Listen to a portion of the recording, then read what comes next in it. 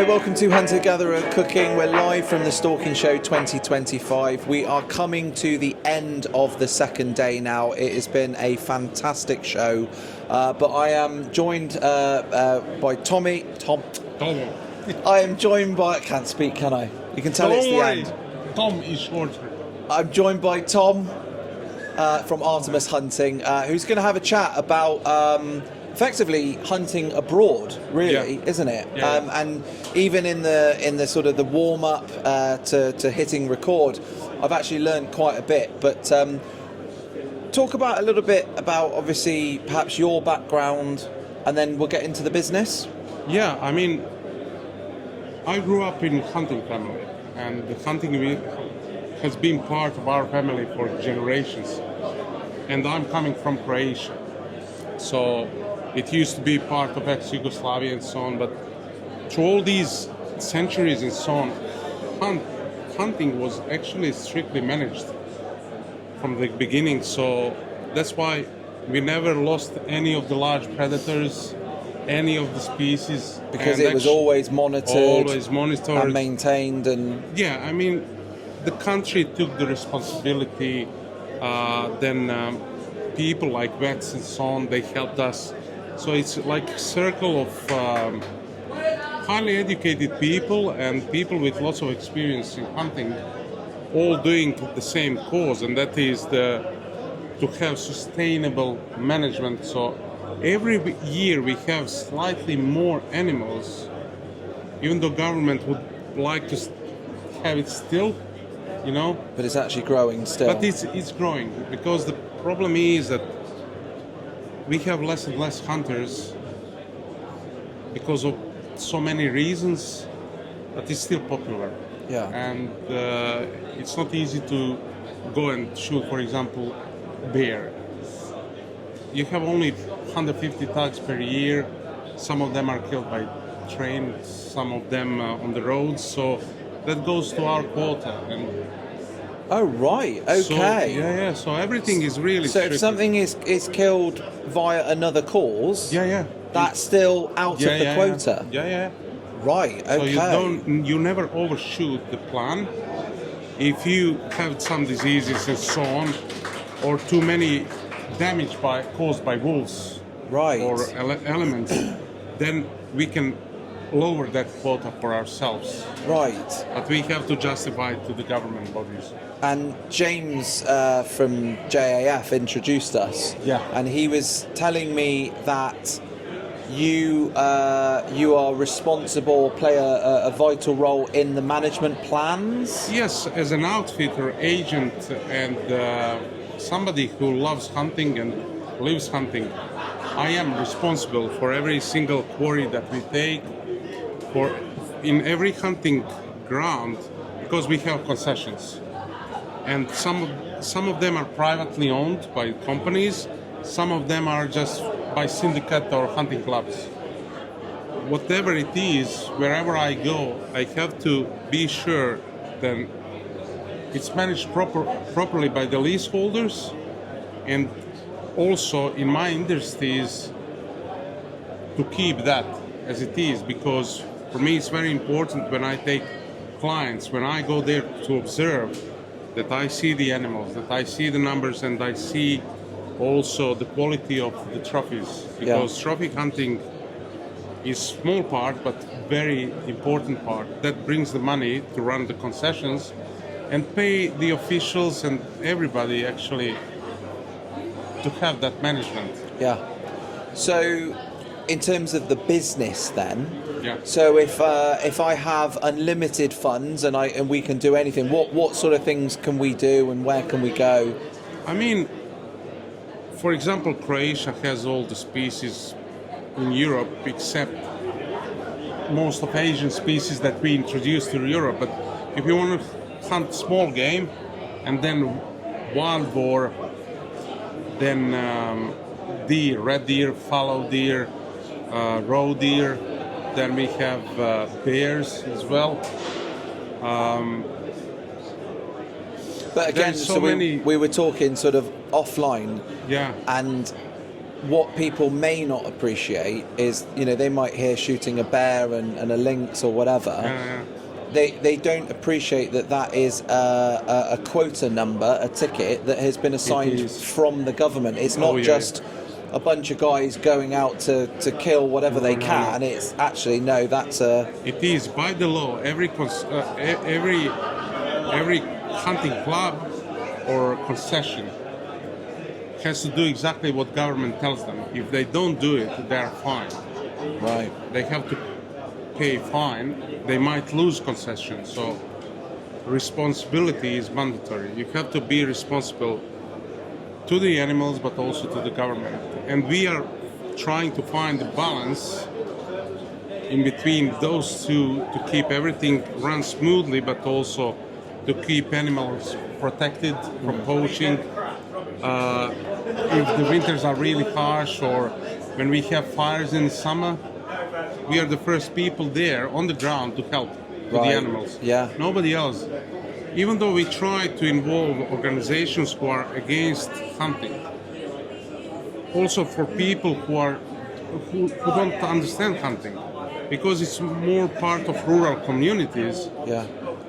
Most of them never responded or wanted to take part in helping animals. Yeah. Literally. Yeah. And from a food perspective, what happens to the carcasses of things? So all the meat that we get from hunting actually is consumed. If it's wild boar, we have to check on few diseases, like trichinosis is the most important thing. The same goes for bears. But also, all the animals are part of research. All right. So you take blood, part of kidneys, muscles. So the scientists, they can follow up what's going on with our animals. If there is any disease, we can stop it in its track, like African swine flu. As soon as we noticed it, we found it, we closed the ground, the region, and a few months later, everything was fine. And you're not testing every animal, surely? Every wild boar, every bear. On deer, only if we have suspicion about something. Then immediately we should send. Wild boar, always. Right. Because of rabies and trichinosis. They eat everything, so. Yeah, okay, fair enough. And what about other species and things? Going off-piste on the menu, as it were. We have plenty of wolves. They are banned at the moment, and we hope that they will let us to manage them again because the number is too high. They cause lots of damage to people in rural areas, and of course the politics never understands that, and they don't pay enough people who get damaged by wolves, caused by wolves. Also, we find lots of damage by lynx because the population of lynx expanded rapidly over the last 10 years, and in some mountains where you go, you have pockets and there is no roe deer anymore. Everything was killed. We know because in those pockets we don't hunt because we know we have presence of large predators, so we backed off. But predators, they eat to survive, and they don't have seasons. They're not selective as we are. Yeah. They kill what they can. Yeah. So this is the thing. Okay. And so I'm thinking of loads of questions. Okay, so in terms of you obviously arranged the whole trip as such to the point where you do the flights for someone, or is it a case of they arrange the flights and then once they're there you take over? Or it depends. Sometimes they travel with families and they will tell me, Tomo, I booked holidays in this and this resort. What can I hunt there? Do you have any availability? Okay. And then I check with my guys on the ground, do we have any tags available? So I organize that, but most of them, actually, they tell me, I want to shoot, for example, Balkan chamois, Alpine chamois, or mouflon, or stag, or bear. What are the best dates? What is available? I give them all these answers, and then they can choose from there. Right. And then I can arrange everything for them, flights, but sometimes they arrange their own flights. So you'll do as much or as little As much as I can help. as they want, basically. Yeah, exactly. Okay, But excellent. accommodation, everything else is on me. I had no idea that it was so regulated and organised and planned. It is. In Europe, it is very, very planned. It's refreshing to hear, to be honest. Yeah, it is. It has to be because, I mean, Slovenia is the same. Hungary is the same. You can't do whatever you want. Whatever you shoot has value. Yeah. And normally it's owned by the government.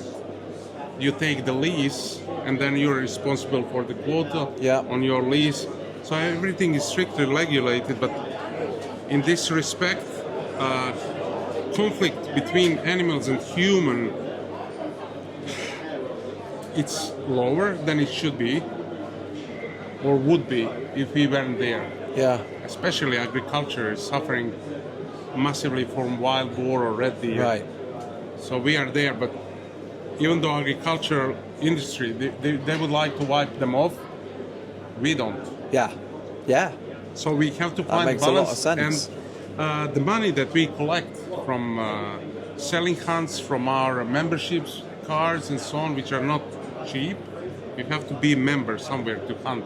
And that costs, that goes to pay for the damage very often. Yeah. Yeah. Brilliant. So if someone's watching this and they're obviously interested, then they can reach out to you. I will put all of the contact details in the description of the video. I've thoroughly enjoyed it. I wasn't expecting this at all. It's a bit of a last-minute surprise. And you're off to Croatia Wednesday, did you say? On Wednesday, I'm going back to Croatia to prepare for next clients that I'm having, and also I have to spend most of my time with my friends and guides, actually observing what we have, what we could do to improve the hunting experience for clients, but also for our animals that we have there. Brilliant. So if it's really dry, we made artificial ponds actually for the water, and we bring it physically there, gallons and gallons of water all the summer. People don't know that, but we don't do that, and we cooperating really well with fire brigades, local fire brigades, helping them in season of fires, also with Highland Rescue, mountain rescue teams. Yeah, it makes sense. We are first people on the ground all the time. That's our job. Awesome. Responsibility. So. Well, thank you very much. Welcome. Tomo from Artemis Hunting. Thanks so much for watching. Remember to hit that subscribe button and ring the bell as always. Reach out with any comments or any questions and I'll come back to you as soon as I can. That's it for all of the chats on the stand. It's time to go out into the show now and meet the vendors that make this show so incredible. Stick around for their stories and their successes.